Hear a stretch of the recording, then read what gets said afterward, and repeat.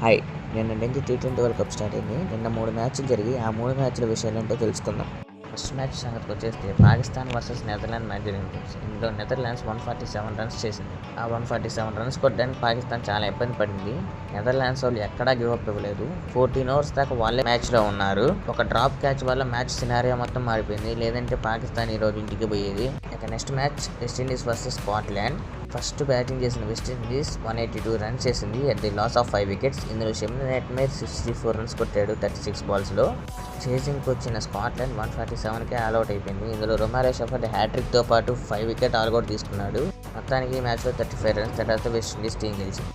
ఈ మూడో మ్యాచ్ విషయానికి వచ్చేస్తే ఈ మ్యాచ్ ముంబైలో జరుగుతుంది. రోహిత్ శర్మ ఐసీసీ అంబాసిడర్గా కప్ని గ్రౌండ్లోకి ప్రెజెంట్ చేశాడు. మ్యాచ్ విషయానికి వచ్చేస్తే ఫస్ట్ బ్యాటింగ్ చేసిన team India 77 runs in 6 wickets in just 13 overs. Indian batting నుంచి అస్సలు ఎక్స్పెక్ట్ చేయలేదు.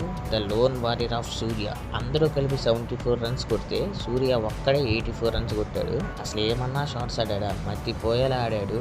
Is the man of the match. బౌలింగ్కి వచ్చిన టీమిండియా సిరాజ్ తన మొట్టమొదటి మ్యాచ్లోనే 3 వికెటాలు తీసుకున్నాడు. అలాగే Harshdeep 2 wickets, Axar 2 wickets, Varun 1 wicket తీసుకున్నారు.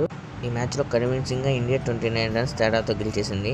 ఈ రోజు జరిగిన మ్యాచ్లో తెలుసుకోవాల్సిన విషయం ఏంటంటే అవతల పక్క చిన్న టీంలో ఉన్నా సరే గట్టి పోటీ ఇచ్చేలా ఆడే ఈ టీ20 వరల్డ్ కప్ చాలా రసవత్తరంగా ఉండబోతుంది.